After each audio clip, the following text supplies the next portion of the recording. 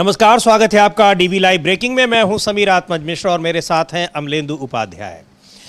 Iran के खिलाफ युद्ध में इसराइल का साथ देने के लिए अमेरिका कूद तो पड़ा है, लेकिन उसको चारों तरफ से नुकसान होता दिखाई पड़ रहा है। और यहां तक कि अमेरिका के राष्ट्रपति डोनाल्ड ट्रंप अपने देश में घिरे ही नहीं है, बल्कि उनकी जान को खतरा भी बताया जा रहा है, और किसी और से नहीं, अपने देश के लोगों से ही। क्या है इस पर हम लोग बात करेंगे, लेकिन जिस तरीके से ईरान जवाबी कार्रवाई कर रहा है, हमले कर रहा है, और अमेरिका की जो एक तरीके से कहा जाए कि बौखलाहट दिखाई पड़ रही है, उससे साफ पता चल रहा है कि ये लड़ाई अमेरिका के लिए कितनी भारी पड़ती दिखाई पड़ रही है। नुकसान इसराइल को भी हो रहा है, लेकिन सबसे ज़्यादा इसका नुकसान दिखाई पड़ रहा है सीधे सीधे अमेरिका को और अमेरिका के राष्ट्रपति डोनाल्ड ट्रंप को। उन पर ये आरोप लग रहे हैं कि उन्होंने इसराइल के दबाव में आकर जानबूझकर अमेरिका को इस लड़ाई में झोंक दिया है, जिससे अमेरिका का कोई लेना देना नहीं था। और ये बौखलाहट किस तरीके से दिखाई पड़ रही है कि अब अमेरिकी सेनाएं हिंद महासागर तक आक्रमण कर रही हैं। वहां पर ईरान के एक युद्धपोत को, आइरिस डेना को, जिस तरीके से डुबोया गया है टॉर्पीडो के जरिए, उसको लेकर बड़े सारे सवाल उठ रहे हैं। और उस पर सवाल ये भी उठ रहे हैं कि भारत इस मामले में भी चुप्पी क्यों साधे हुए है। हिंद महासागर के इलाके में वहां पर हो रहा है, और जिस युद्धपोत को डुबाया गया है, यह भी कुछ दिन पहले ज्वाइंट एक्सरसाइज का पार्ट था। भारत के साथ ईरान की नौसेना का एक संयुक्त अभ्यास चल रहा था, उसमें भाग लेकर ये वापस लौट रहा था। इन सारी खबरों पर बात होगी। लगातार किस तरीके से हमले हो रहे हैं, कई अपडेट्स आ रहे हैं, लेकिन नुकसान किस तरीके से अमेरिका को उठाना पड़ रहा है, उससे अमेरिका की जनता अब डोनाल्ड ट्रंप के खिलाफ हो गई है। जनता ही नहीं, बल्कि वहां के तमाम जो सेना में भी उनके खिलाफ आवाजें उठ रही हैं, और बहुत सारे पूर्व सैनिक ऐसे हैं जो इस मुद्दे को लेकर बुरी तरीके से नाराज हैं। ट्रंप से लोगों की नाराजगी साफ दिखाई पड़ रही है वहां पर। अमलेंदु जी, जिस तरीके से कल रात में ये घटना हुई है हिंद महासागर में, आइरिस डेना को जो डुबोया गया है, उसको लेकर अभी तक प्रधानमंत्री नरेंद्र मोदी की चुप्पी नहीं टूटी है। भारत की ओर से कोई प्रतिक्रिया नहीं जताई गई है, जबकि वो युद्धपोत यहां पर ज्वाइंट एक्सरसाइज का पार्ट था। और अब भी क्या कुछ अपडेट्स आ रहे हैं ईरान के जो हमले हैं, या फिर इसराइल की तरफ से जो कुछ किया जा रहा है, क्योंकि यहाँ ईरान का साथ देने के लिए तमाम दूसरे देशों की सेनाएं और वहाँ के बहुत सारे मिलिशिया वो साथ में अब दिखाई पड़ रहे हैं। हाँ, बहुत सारे मिलिशिया दिखाई पड़ रहे हैं समीर जी, और एक तरह से कहा जाए कि पूरा ईरान जो है वो एकजुट हो गया। खाड़ी के देशों में सरकारें जो हैं वो तो ट्रंप के साथ दिखाई पड़ती हैं, अवाम जो है वो ईरान के साथ दिखाई पड़ता है, और अब सरकारों ने भी जो है वो पैर खींचना वहाँ शुरू कर दिए हैं, कह दिया है कि भाई हम युद्ध में शामिल नहीं होंगे। ये तो शुरू हो गया। लेकिन इस बीच जो बड़ी खबर है समीर जी, वो सबसे बड़ी खबर ये है कि ट्रंप की जान को अब खतरा है। जी हाँ। और ये बात खुद स्वीकार की है वहाँ के जो पीटर हेगसेथ हैं, उन्होंने स्वीकार की है कि ट्रंप की जान को खतरा है। और ट्रंप की जान को हालांकि उनका दावा ये है पीटर हेगसेथ का, और उनका दावा है कि भाई जो मारना चाहता था हमने उसको मार दिया, जो इसको मारना चाहता था, ट्रंप को जो ट्रंप की जो जान लेना चाहता था कमांडर, वो उसको। और उनका कहना है कि कल प्रेसिडेंट ट्रंप की हत्या की कोशिश करने वाली यूनिट के लीडर को ढूंढकर मार दिया गया। ईरान ने प्रेसिडेंट ट्रंप को मारने की कोशिश की, और आखिरकार में प्रेसिडेंट ट्रंप ही जीते। अब अभी जीते या हारे तो पता चलेगा, जीते या हारे, लेकिन ये स्वीकार कर लिया है अब अमेरिका ने कि ट्रंप की जान को खतरा है। अगर एक कमांडर मारना चाहता था ईरान का, तो ऐसा नहीं कि एक ही कमांडर मारना चाहता होगा, और भी चाहते होंगे। तो यानी ट्रंप की जान को खतरा है। और जिस तरीके से अमेरिकी भाग रहे हैं, खुद जो मार्को रूबियो है वहाँ के मिनिस्टर जो हैं ऑफ स्टेट, उन्होंने जो है अपना एक पोस्ट लिखा है ट्विटर हैंडल पर, और एक फॉर्म जारी किया है, और उस फॉर्म में कहा है कि जो लोग वहाँ से भागना चाहते हैं वो भागें, हम आपकी मदद करने को तैयार हैं। केवल कल में 8500 अमेरिकी खाड़ी देशों से भागकर यूएस पहुंचे हैं, केवल कल एक दिन में। आप समझ सकते हैं किस तरीके से वहां से भाग रहे हैं। CNN जो वहां का बड़ा न्यूज चैनल है, उसने पूरा एक नक्शा जारी किया है कि किस तरीके से खाड़ी देशों में अमेरिका के जो सैन्य अड्डे थे वो जबरदस्त तरीके से तबाह हो चुके हैं। वो सारे फुटेज उसने जारी किए हैं। जी बिल्कुल, वो तमाम फुटेज जारी किए गए हैं। और ये जो आप तस्वीर देख रहे हैं, ये आइरिस डेना की तस्वीर है, जो यहाँ हिंद महासागर में, इसको कल डुबो डुबो दिया गया टॉर्पीडो के जरिए। टॉर्पीडो किसी युद्धपोत को डुबोने के लिए इस्तेमाल उसका किया जाता है और ये हिंद महासागर के इलाके में था। और यही नहीं, पिछले महीने ही ये भारत में संयुक्त अभ्यास के लिए आया था। वहां पर बताया जा रहा है करीब 140 ईरानी सैनिक उसमें थे, जिनमें से 80 की जान जाने की खबर आ रही है। और महत्वपूर्ण बात यह है कि श्रीलंकाई सेना ने उस युद्धपोत में मौजूद ईरानी सैनिकों को बचाने का काम किया। 30 से ज्यादा सैनिकों को बचा लिया गया है, लेकिन भारत की ओर से इस पर कोई प्रतिक्रिया नहीं आ रही है। अब इसको लेकर ये तो एक चूंकि ये हमला भी अंतर्राष्ट्रीय कानूनों का उल्लंघन करता है, लेकिन सबसे बड़ी बात अमलेंदु जी की ये अमेरिका की अब बौखलाहट दिखाई पड़ रही है जिस तरीके से ये इस युद्धपोत पर हमला किया गया है। हाँ बिल्कुल समीर जी, ये अमेरिका की बौखलाहट है और साफ तौर पर बौखलाहट इसलिए कि चूंकि अमेरिका को अब कस के पड़ रही है और भागना शुरू कर दिया है अमेरिका ने। उसका जो सबसे मजबूत राडार समझा जाता था, वो राडार सिस्टम जो है वो ईरान के एक छोटे से सस्ते से ड्रोन ने मार गिराया, पूरी तरीके से तबाह कर दिया। पूरा एयर डिफेंस सिस्टम जो है वो बर्बाद हो गया है। ईरान का चैनल है IRB, उसने एक फुटेज जारी किया है कि किस तरीके से दुबई के जो एयर स्पेस है वो फ्री हो गया है और ईरान के ड्रोन जो हैं वो उस पर आराम से घूम रहे हैं। यानी दुबई का जो पूरा सिस्टम था, एयर डिफेंस सिस्टम, वो भी अमेरिका ही संभालता था, वो उसने आज़ाद करा लिया है। दावा तो ये था कि ईरान का एयर सिस्टम जो है वो कब्जे में आ जाएगा, अमेरिका दावा कर रहा था, लेकिन दुबई का एयर सिस्टम जो है वो पूरा उसने कर लिया। ये फुटेज जो है उसी ने जारी की है, IRB ने, कि किस तरीके से ईरानी ड्रोन जो हैं वो दुबई शहर में आराम से टहल रहे हैं।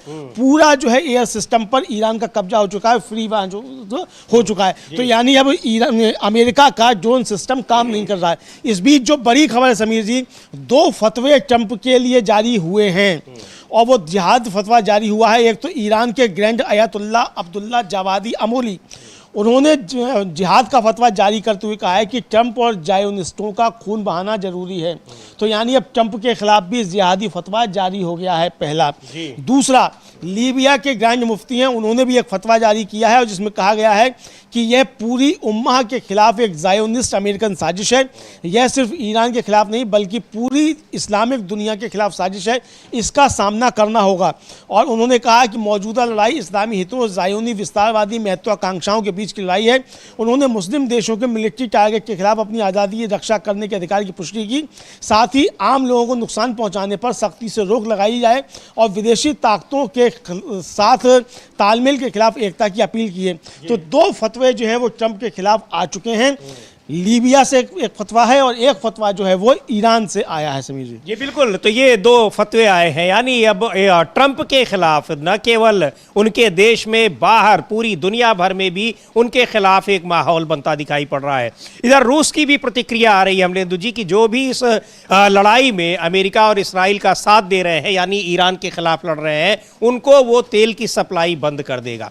लेकिन अमेरिका के राष्ट्रपति डोनाल्ड ट्रंप को यूरोपियन साथियों से, अपने यूरोपीय देशों से बड़ा झटका लगा है, क्योंकि ब्रिटेन, स्पेन जैसे उनके महत्वपूर्ण साथी जो नेटो के सदस्य हैं, वो इस मामले में साथ नहीं दे रहे हैं। उनका देशों का सीधा कहना है कि ये लड़ाई ये अंतर्राष्ट्रीय कानूनों के खिलाफ है, इस लड़ाई से उनका कोई लेना देना नहीं है, ईरान की संप्रभुता के खिलाफ है और इस लड़ाई में वो नहीं पड़ने जा रहे हैं। और उसको लेकर वहां भी ट्रंप की बौखलाहट दिखाई पड़ रही है, जिस तरीके से वो रिएक्ट कर रहे हैं अमलेंदु जी। बिल्कुल, वो जिस तरीके से रिएक्ट कर रहे हैं समीर जी, ये समझा जा सकता है कि किस तरीके से वो रिएक्शन जो उनका हो रहा है वो बौखलाया हुआ रिएक्शन ट्रंप का आ रहा है।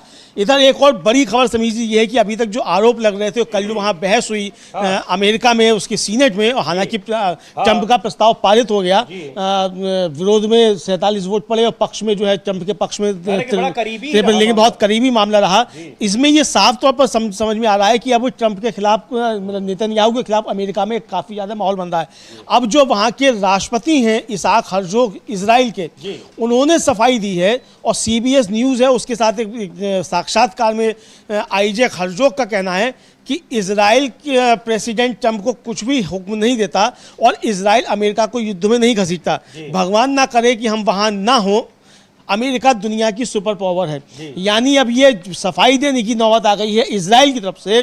और क्या इजराइल भी अब अमेरिका को छोड़कर भाग रहा है?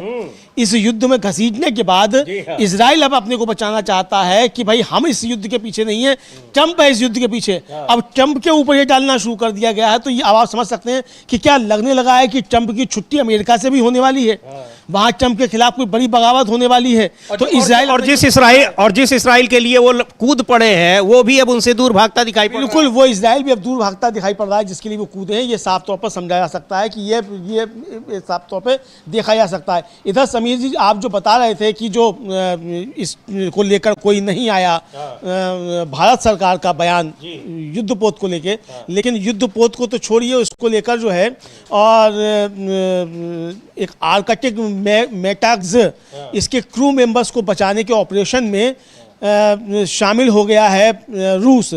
और रूस की जो मिनिस्टर ऑफ फॉरेन अफेयर्स है, उसकी प्रवक्ता हैं, उन्होंने ये कहा है कि सभी 30 क्रू मेंबर्स सुरक्षित हैं और रूसी डिप्लोमेटिक मिशन जो स्थिति पर नजर रखाए हुए है, ये एक दूसरा क्रू है, मतलब दूसरा ये इसके ऊपर अटैक हुआ है, तो उसको बचाने के लिए रूस जो है वो इसमें शामिल हो गया है। जी बिल्कुल। तो यहाँ किस तरीके से ये लड़ाई आगे बढ़ती दिखाई पड़ रही है और ये रुकने वाली तो नहीं दिख रही है, क्योंकि डोनाल्ड ट्रंप बुरी तरीके से फंसे हैं। इसराइल के लिए ये एक प्रतिष्ठा का सवाल है, क्योंकि बेन्यामिन नेतन्याहू जो वहाँ के प्रधानमंत्री हैं वो उनका ये लगातार दबाव रहा, उनकी भी अपनी राजनीतिक मजबूरी रही या जो भी रही, वो उन्होंने ईरान पर अटैक किया है।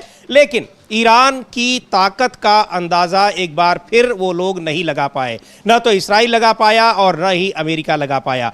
पर सबसे बड़ी दुविधा इस समय जो दिखाई पड़ रही है वो डोनाल्ड ट्रंप के लिए है। पिछले 2-3 दिनों से अमलेंदु जी, हालांकि आज 6वें दिन ये लड़ाई शुरू हो चुकी है, अमेरिका के राष्ट्रपति डोनाल्ड ट्रंप की बॉडी लैंग्वेज ये बता रही है कि वो किस तरीके से एक बौखलाहट और झुंझलाहट में दिखाई पड़ रहे हैं, क्योंकि चारों तरफ से घिरे हुए हैं, घर के अंदर भी यानी अपने देश में भी और देश के बाहर भी। बिल्कुल, ये एक तरीके से साफ दिखाई पड़ रहा है। और इधर समीर जी, जो ट्रंप लगातार धमकी देते रहते हैं, क्यूबा को भी ट्रंप ने धमकी दी और कि अब क्यूबा से निपटेंगे, तो इसको लेकर जो रूस है वो अब एकदम बिल्कुल मैदान में आ गया है। आप ये समझ सकते हैं कि ट्रंप के खिलाफ अमेरिका खुलकर साथ में आ रहा है। और अब जो है वो रूस ने साफ तौर पर कहा है कि हम क्यूबा के साथ इंटरनेशनल सहयोग में रुकावट डालने की कोशिशों को खारिज करते हैं।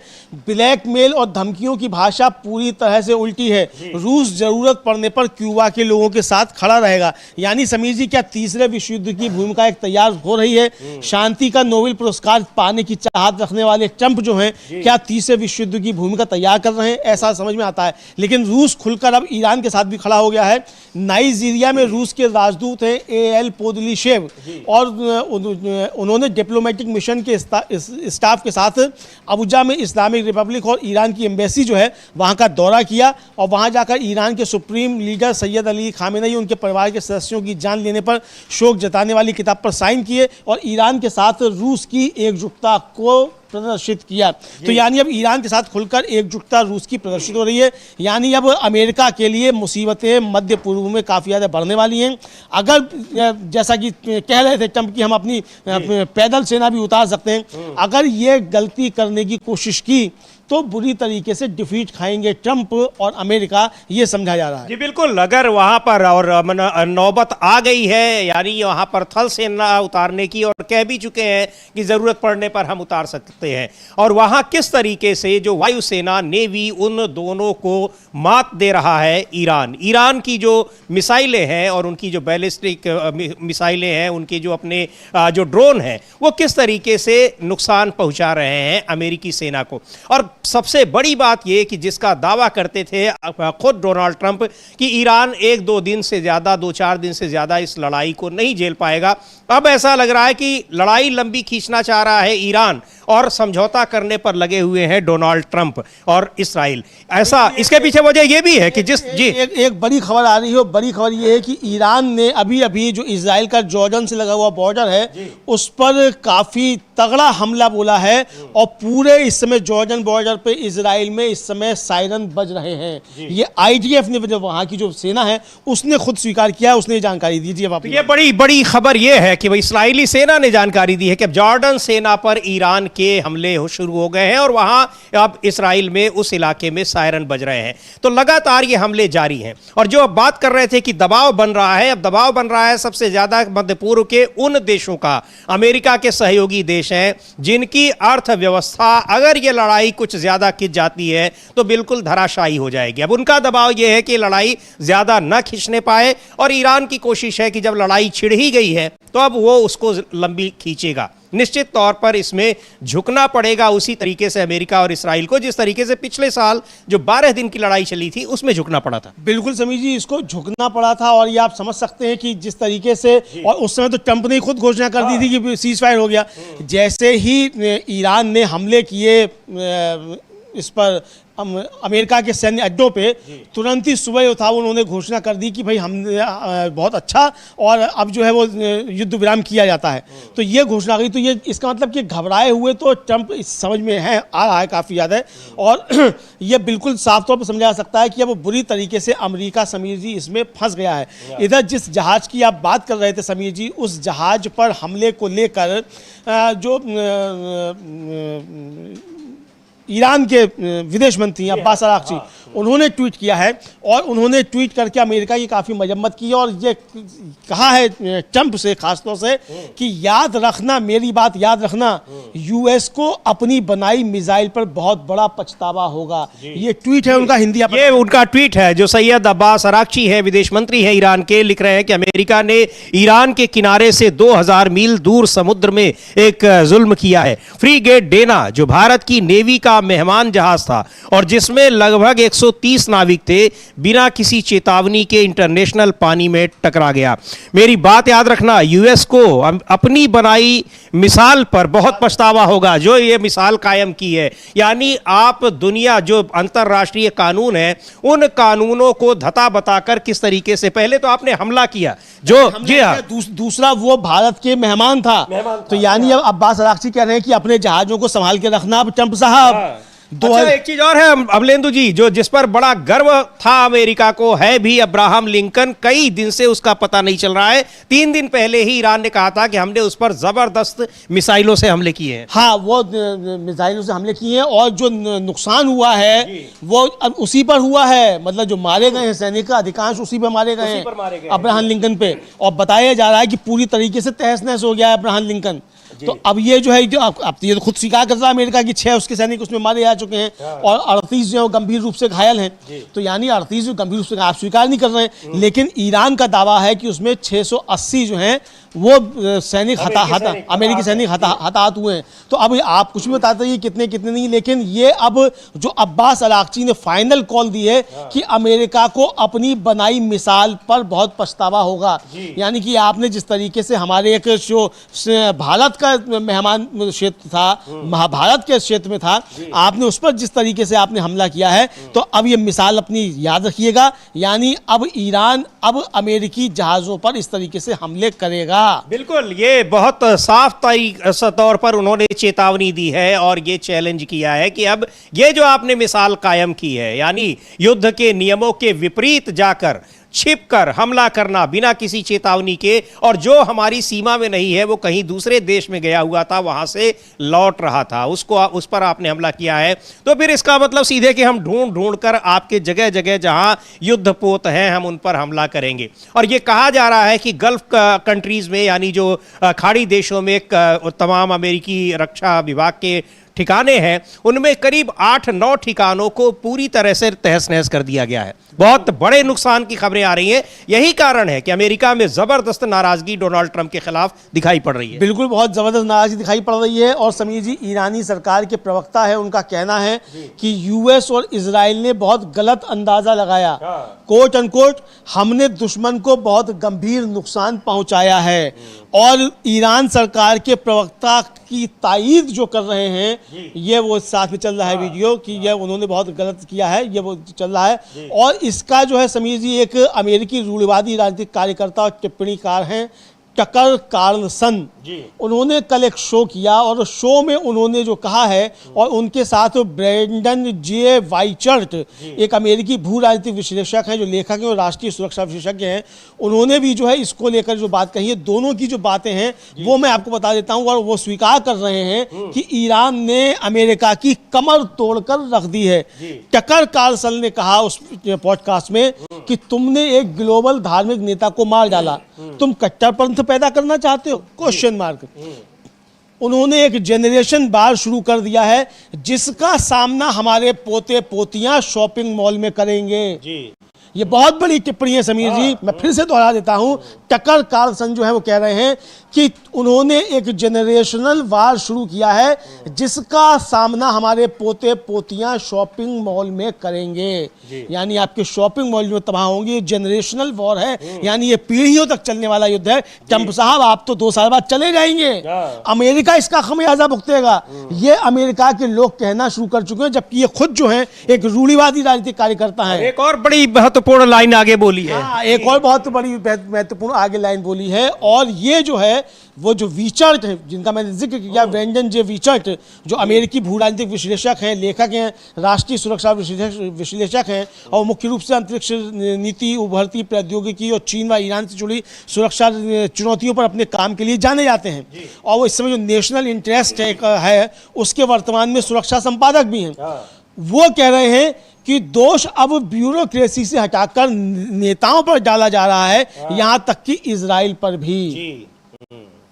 यानी ट्रंप को बचाने की कोशिशें शुरू हो गई हैं, और अब जो है वो इजराइल पर भी अब इसका दोष डाला जा रहा है। ये बेसिकली अमलेंदु जी उस पर निशाना उन्होंने साधा है जिस तरीके से ट्रंप और उनके सहयोगी जो बाइडेन की, ओबामा की बुराइयां कर रहे हैं खुलेआम, बहुत मतलब एक तरीके से अशिष्टता के साथ अपने पूर्व राष्ट्रपतियों का जिक्र कर रहे हैं। जैसे हमारा यहाँ मोदी जी जो है वो यहाँ नेहरू को गालियां देते रहते हैं, उसी तरीके से वो जो बाइडेन को वहां गालियां दे रहा था ट्रंप, तो ट्रंप की ऐसी तैसी करना अमेरिकियों ने शुरू कर दी है समीर जी, ये समझा जा सकता है। लेकिन इस बीच जो बड़ी खबर है वो ये फिर से बता दें कि ट्रंप की जान को खतरा है। इस बात को खुद जो है वहां के मंत्री पीटर हेगसेथ उन्होंने स्वीकार किया है। हालांकि उन्होंने दावा किया है कि जो कमांडर मारना चाहता था हमने उसको मार दिया है, लेकिन ईरान और लीबिया के 2 बड़े धर्मगुरुओं की तरफ से ट्रंप के खिलाफ जिहाद का फतवा जारी हुआ है, और यह कहा गया है कि ट्रंप और जायोनियों का खून बहाना जायज है। यह फतवा जारी हुआ है। जी बिल्कुल, ये खतरा वहां पर उनके अपने सैनिकों की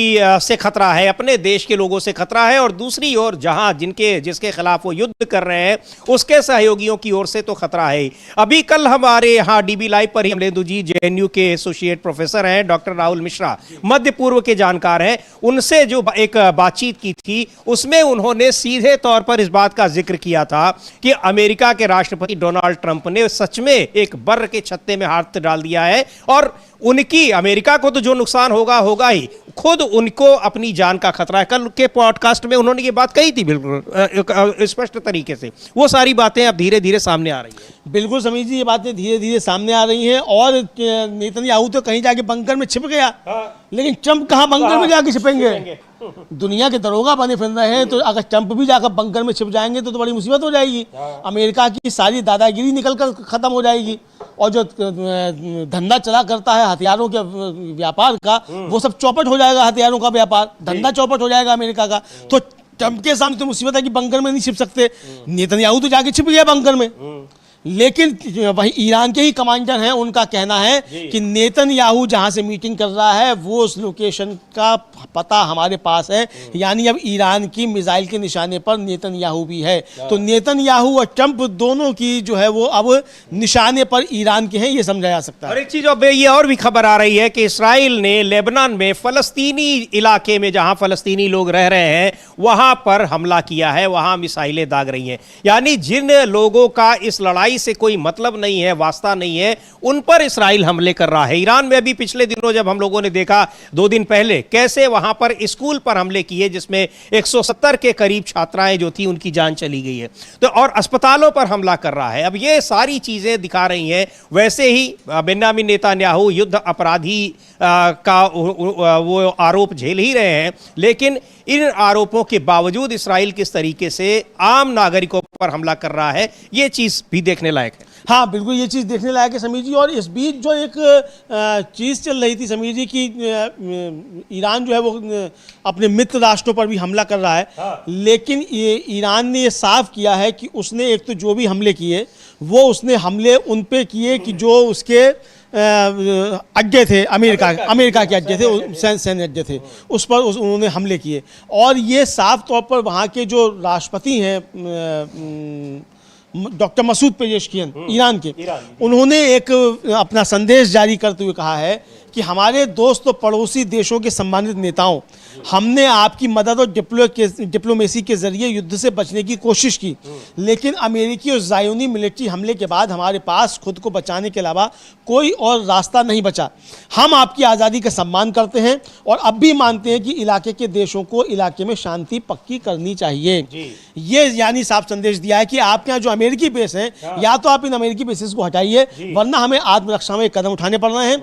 हम आपके जो टेरिटरी है उसमें हस्तक्षेप नहीं कर रहे हैं, चूंकि वहां अमेरिकी अड्डे हैं, वहां से हमारे ऊपर हमले हो रहे हैं, इसलिए उनको हम निशाना बना रहे हैं। ये एक्चुअली अमलेंदु जी, ये एक तरीके से कहा जाए कि इसराइल और जो ट्रंप से प्रेरित मीडिया है, वहां से इस तरह की तमाम खबरें लगातार आ रही हैं और जिनका खंडन आ रहा है, और कई बार वही चैनल उसका खंडन करते दिखाई पड़ रहे हैं। तो ये बहुत एक इस समय ये भी तय करना बड़ा मुश्किल है कि क्या सही है क्या गलत है, लेकिन ऑथेंटिक जो सोर्सेज हैं उनसे ही अगर खबरें ली जाएं तो ज़्यादा सही होगा, क्योंकि बहुत सारी खबरें इस तरह से आ रही हैं। यहाँ तक कि एक सवाल के जवाब में जो अमेरिका का चैनल है CNN, उसके पत्रकार को वहाँ के एक अधिकारी ने कह दिया कि आप लोग तो देश के विरोधी हैं, अमेरिका के विरोधी हैं, क्योंकि उन्होंने इससे संबंधित तमाम कोई सवाल पूछ दिया। वो दोस्त तो वहाँ मोदी जी के हैं ना, my dear friend Donald Trump. तो वो जो यहाँ कहा जाता है वो वहाँ कहा जाता है। यहाँ भी सब देशद्रोही है मोदी जी के अलावा, वहाँ भी सब देशद्रोही है ट्रंप के अलावा। बस देशभक्ति का ठेका जो है यहाँ मोदी जी के पास है, वहाँ ट्रंप के पास है। और दोनों अपने देशों के साथ क्या कर रहे हैं वो सबके सामने, पूरी दुनिया के सामने दोनों अपने देशों के साथ क्या कर रहे हैं, ये साफ तो अब समझा सकता है। लेकिन कल समीर जी एक खबर चली, और खबर ये चली कि तुर्की के डिफेंस मिनिस्ट्री ने कल कहा कि सीरिया और इराक से गुजरने के बाद ईरान से तुर्की के एयर स्पेस की तरफ दागी गई एक बैलिस्टिक मिसाइल को पूर्वी मेडिटेरेनियन के ऊपर नाटो एयर और मिसाइल डिफेंस सिस्टम ने नष्ट कर दिया।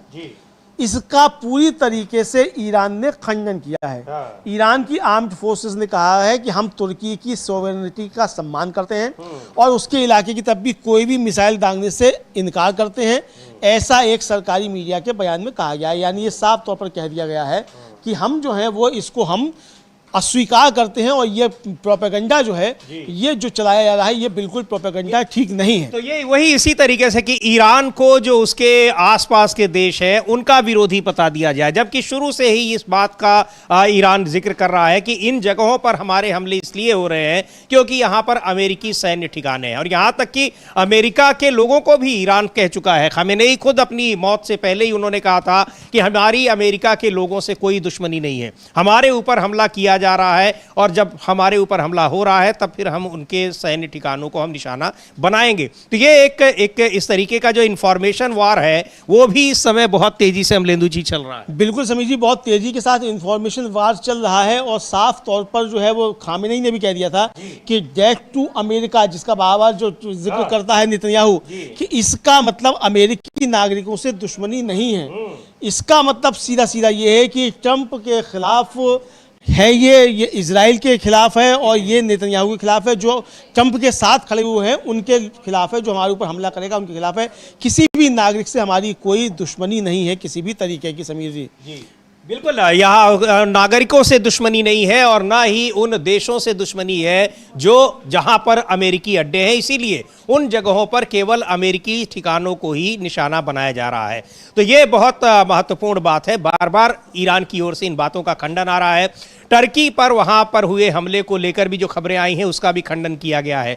तो ये कई मोर्चों पर लड़ाई लड़ी जा रही है, लेकिन सबसे महत्वपूर्ण बात यह है कि इस लड़ाई का खामियाजा किस तरीके से अमेरिका को भुगतना पड़ रहा है, और उसकी वजह से डोनाल्ड ट्रंप अपने देश में और बाहर यानी दोनों ही जगहों पर बुरी तरीके से घिरे नजर आ रहे हैं। और ऐसा लग रहा है कि अब इसराइल की ओर से भी, चूंकि ये इसराइल इसलिए अब उनके ऊपर हमला कर रहा है क्योंकि दबाव पड़ रहा है अमेरिका के ऊपर, खाड़ी देशों का भी दबाव पड़ रहा है कि जल्दी जल्दी इस युद्ध को खत्म किया जाए। अगर लंबा चला तो उनकी अर्थव्यवस्था तो ध्वस्त हो जाएगी। बिल्कुल, अर्थव्यवस्था ध्वस्त हो जाएगी। तेल के दाम बहुत बढ़ चुके हैं, वैसे ही शेयर बाजार दुबई का जो है वो धड़ाम हो गया बुरी तरीके से, निवेशक भाग रहे हैं, असुरक्षित हो गया है दुबई। बिल्कुल। और सऊदी तो ये साफ तौर पर समझा जा सकता है कि वहाँ की अर्थव्यवस्था वो लड़खड़ाने लगी है।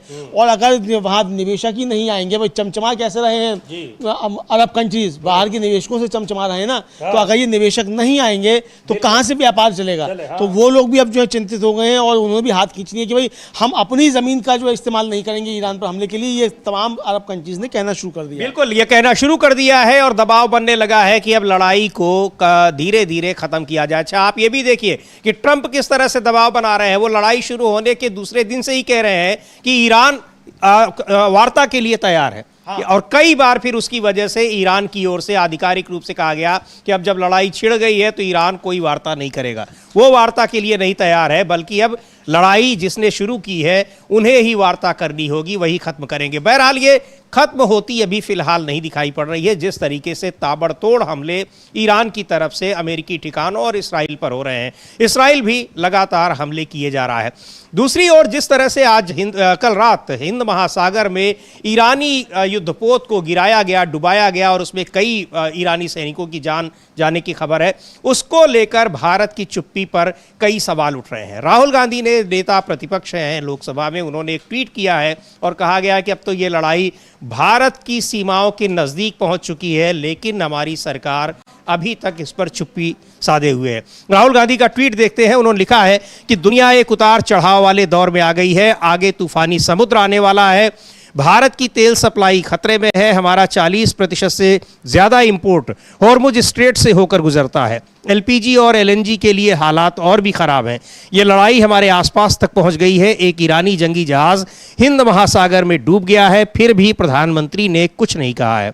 ऐसे समय में हमें एक मजबूत हाथ की ज़रूरत है, इसके बजाय भारत के पास एक समझौता करने वाला प्रधानमंत्री है, यानी जो कॉम्प्रोमाइज्ड प्रधानमंत्री है, जिसने हमारी स्ट्रेटजिक आज़ादी को छोड़ दिया है। तो ये बहुत गंभीर टिप्पणी है, लेकिन इन टिप्पणियों का अमलेंदु जी लगता है कोई असर नहीं होने वाला है प्रधानमंत्री पर और न ही सरकार पर। और सबसे बड़ी बात आज सोशल मीडिया में मैं देख रहा था कि ये कहा जा रहा है कि कम से कम कड़ी नहीं तो लिजलिजी निंदा ही कर दी जाए इसकी। हाँ बिल्कुल, लिजली निंदा ही कर दिया है। अच्छा, वो कड़ी निंदा मंत्री भी गायब है समीर जी, दिखी नहीं रहे। कड़ी निंदा मंत्री तो कम से कम जो दिखाई पड़ जाते, लेकिन वो कड़ी निंदा मंत्री जो हैं वो भी कहीं दिखाई नहीं पड़ रहे हैं। और निंदा तो शब्द ही गायब हो गया है, लगता है वो नींबू और मिर्च निचोड़ने के काम पे ही रह गए हैं सिर्फ। तो नींबू और मिर्च निचोड़ते रहो भाई, लेकिन निंदा तो करो, जो आपका काम है करना, निंदा ही कर सकते हैं आप। और आप क्या ये कहा जा रहा है कि वो तो सैनिक यहाँ आए थे, आपके मेहमान थे और आपकी ठीक है वो अंतर्राष्ट्रीय सीमा में पहुंच गए तो वहाँ उनकी सुरक्षा की जिम्मेदारी नहीं है, लेकिन आपके लिए, आपके साथ वो यहाँ पर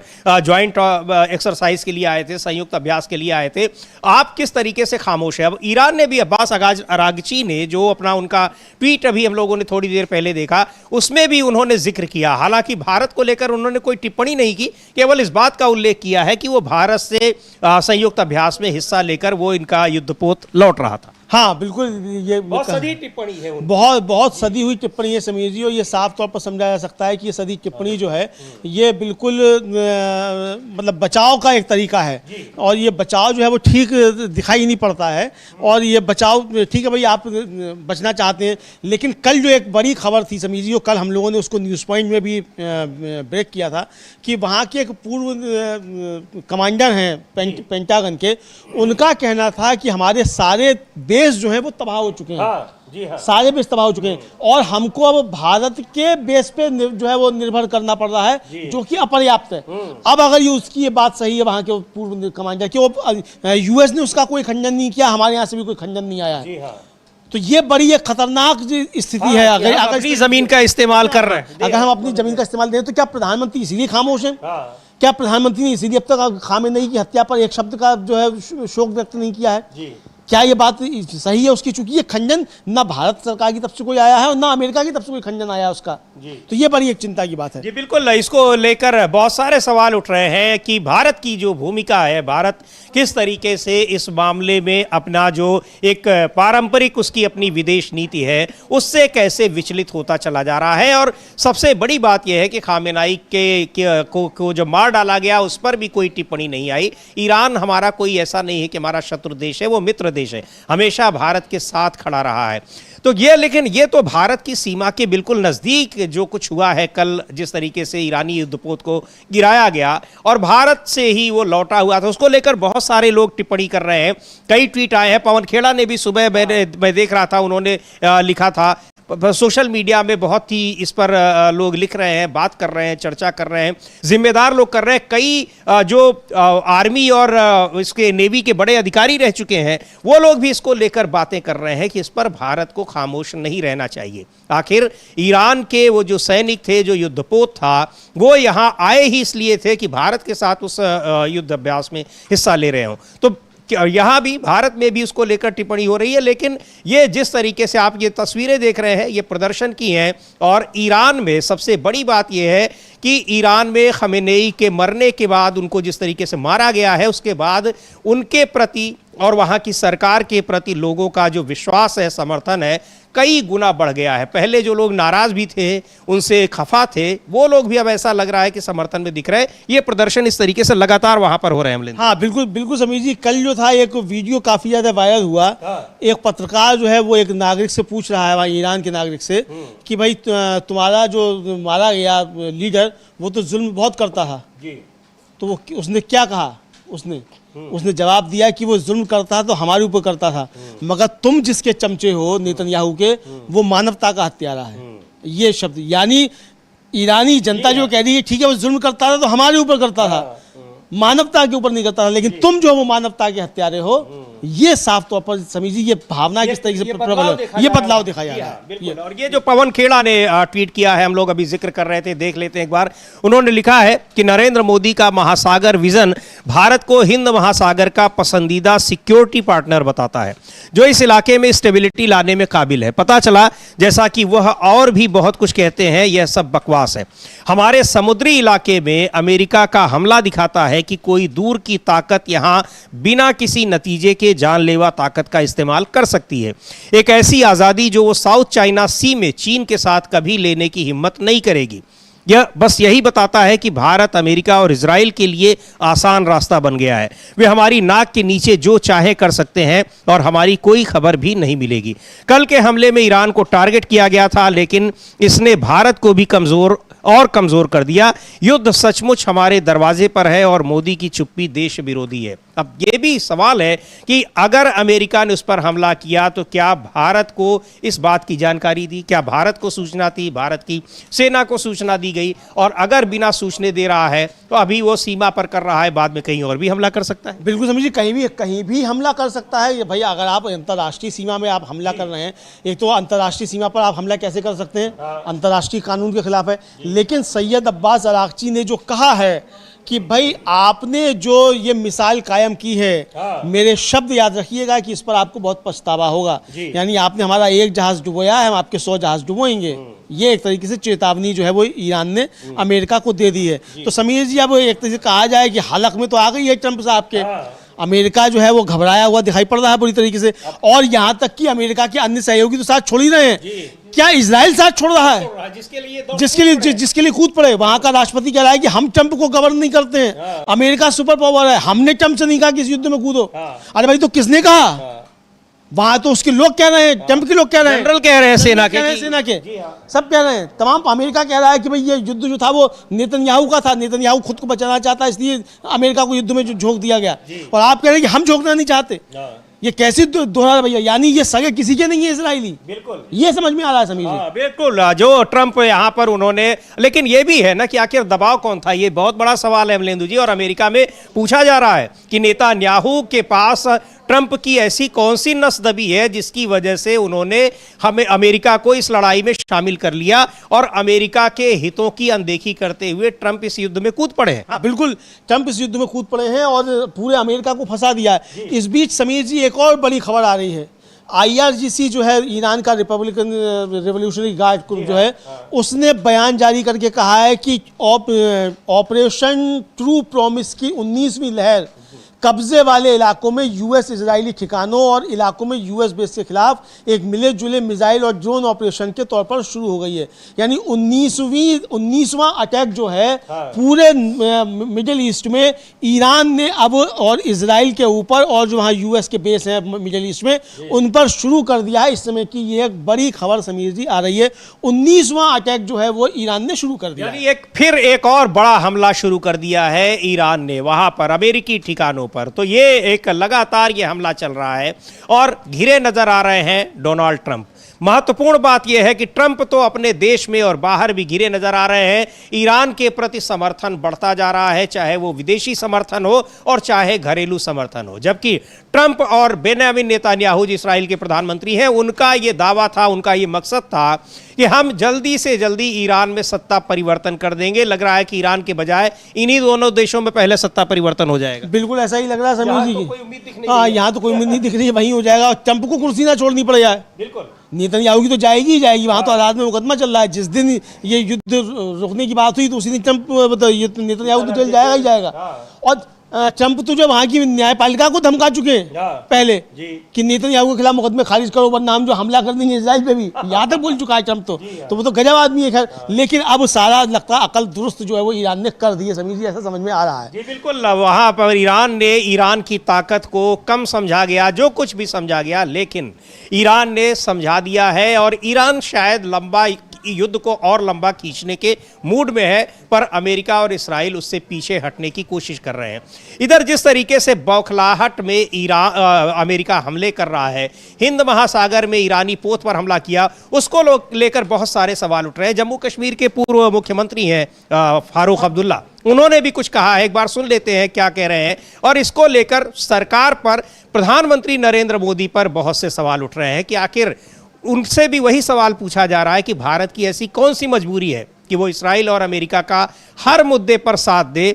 जो सवाल ट्रंप से उनके देश में पूछा जा रहा है कि आखिर नेतन्याहू ने ऐसा क्या कुछ कर रखा है, कौन सा दबाव बनाया है जिसकी वजह से ट्रंप ने पूरे अमेरिका को युद्ध में झोंक दिया है। सुन लेते हैं फारूक अब्दुल्ला को क्या कह रहे हैं। मिडल ईस्ट के हालात बड़े खराब है इस वक्त। मिडल ईस्ट में जो इस वक्त चल रहा है जंग है, अमेरिका कब्जा करना चाहती है और इसके नतीजे अच्छे नहीं होंगे। डॉक्टर साहब, बहुत सारे कश्मीरी इस वक्त गल्फ कंट्रीज में हैं, ईरान में स्टूडेंट्स हमारे फंसे हुए हैं, तो इंशाल्लाह वो वापस आ जाएंगे आराम से। उसके लिए उमर साहब कर रहे हैं फॉरेन मिनिस्ट्री से, तो उनको निकाला गया है, हिफाजती जगहों पे रखा गया है। जब तक उनको लैंड रूट से वो ले आ सकेंगे, फिर जहाज से ले लाएंगे। तो नीतीश कुमार आज राज्यसभा के नॉमिनेशन फाइल करने वाले हैं। तो ये बहुत सारे सवाल उठ रहे हैं। या आप तस्वीरें देख रहे हैं प्रदर्शन की, ईरान में जगह जगह उनकी अपनी सरकार के समर्थन में लोग उतर रहे हैं और ये कह रहे हैं कि बहुत बड़ी गलती की है अमेरिका और इस्राइल ने, इसका बदला लिया जाए। तो अब बुरी तरीके से सबसे ज़्यादा इसमें लग रहा है अमलेंदु जी कि अगर इस लड़ाई का जो भी नतीजा निकले, लेकिन सबसे ज़्यादा नुकसान इसका डोनाल्ड ट्रंप को होना है। बिल्कुल समीर जी, सबसे ज़्यादा इसका नुकसान डोनाल्ड ट्रंप को होना है और अमेरिका का तो नुकसान होगा ही होगा, लेकिन डोनाल्ड ट्रंप का नुकसान जो है व्यक्तिगत तौर पे काफ़ी ज़्यादा होगा। हालांकि डोनाल्ड ट्रंप का नुकसान क्या है, डोनाल्ड ट्रंप तो सोचते हैं कि भाई मेरा तो टाइम पूरा हुआ, अब अमेरिकी भुगते जो भी होना है, मैं तो अपना समय पूरा करके चला जाऊंगा। लेकिन क्या समय पूरा कर पाएंगे ट्रंप, ये बड़ा सवाल है समीर जी। ट्रंप इस समय पूरा कर भी पाएंगे कि नहीं कर पाएंगे, ये बहुत। और जिस तरह से उनकी जान को खतरा बताया जा रहा है, उनकी अपनी सेना के लोग बता रहे हैं, जिस तरह से उन पर हमले के इनपुट्स मिल रहे हैं अमलेदु जी खुफिया एजेंसियों के जरिए, और जिस तरह से उनको दूसरे देशों के मिलिशिया की तरफ से उनके खिलाफ फतवा जारी किया जा रहा है, तो ये उनकी अपनी निजी सुरक्षा भी अब काफ़ी खतरे में दिखाई पड़ रही है। बिल्कुल, निजी सुरक्षा भी खतरे पे है समीर जी, और निजी सुरक्षा को लेकर तो अमेरिका खुद स्वीकार कर चुका है कि उनकी जान को खतरा है। और ईरान का एक कमांडर जो था वो ट्रंप को मारना चाहता था, ये पीटर हेग्सेथ ने खुद स्वीकार किया है। और 2 फतवे आ चुके हैं, हमने बता दिया आपको दिया कि जिहादी फतवे हैं वो दोनों जो हैं, तो ये आ चुके हैं। तो ट्रंप के लिए अब निशाने पर अकेला नेतन्याहू नहीं है, नेतन्याहू और ट्रंप अब दोनों पे हैं। और जिस तरीके से कल ईरान का जहाज इंटरनेशनल सीमा में डुबोया है अमेरिका ने, और भारत का मेहमान था वो जहाज जो था, उसको लेकर सैयद अब्बास अरागची का जो है कहना कि आपने जो मिसाल कायम की है इसको आप याद रखिएगा कि जो मिसाल आपने कायम की है आपको इस पर बहुत पछतावा होगा। तो ये बहुत बड़े संकेत दे रहा है। बाद ही 19वां अटैक शुरू कर दिया। हाँ, ये उनके ट्वीट आने के तुरंत बाद 19वां अटैक शुरू हुआ है। तो अब ये देखना है कि किस तरीके से 19वां अटैक आता है। इधर समीर जी, न्यूयॉर्क टाइम्स जो है उसने भी कल जो है कहा है कि 11 एस्टेब्लिशमेंट जो थे यूएस बेस जो थे वो तबाह हो चुके हैं, ये उसका कहना है। तो ये चीज़ें लगातार आ रही हैं, खबरें छिपाने की कोशिश पश्चिम का मीडिया, अमेरिकी मीडिया और ट्रंप साहब की तरफ से हो रही हैं, लेकिन वहाँ भी तमाम मीडिया ऐसा है जो खबरें सामने लेकर आ रहा है। तो ये सारी खबरें आ रही हैं कि इतना ज़बरदस्त नुकसान अमेरिका को हो रहा है। जी बिल्कुल, ये नुकसान अमेरिका को हो रहा है, अमेरिका के जो सैन्य ठिकाने हैं मध्य पूर्व में उनको हो रहा है, और किस तरीके से इजराइल को नुकसान हो रहा है। तो ये लगातार खबरें आ रही हैं, अपडेट्स लगातार आ रहे हैं, हम आप तक पहुँचाएंगे। इस बीच एक बड़ी खबर बिहार से भी आ रही है, उस पर भी हम लोग चर्चा करते हैं। ब्रेकिंग खबर है, और ये खबर ये है कि नीतीश कुमार की छुट्टी बिहार से कर दी गई है, और नीतीश कुमार अब बिहार छोड़कर आएंगे दिल्ली। दिल्ली में अब वो प्रधानमंत्री बनने नहीं आ रहे हैं, राज्यसभा का सदस्य बनने आ रहे हैं। हालांकि उनकी पहले आकांक्षा ये हुआ करती थी कभी कि वो बिहार को छोड़कर जब आएंगे तो भारत का प्रधानमंत्री बनेंगे, लेकिन वो नहीं, वो राज्यसभा का एक सदस्य बनने आ रहे हैं।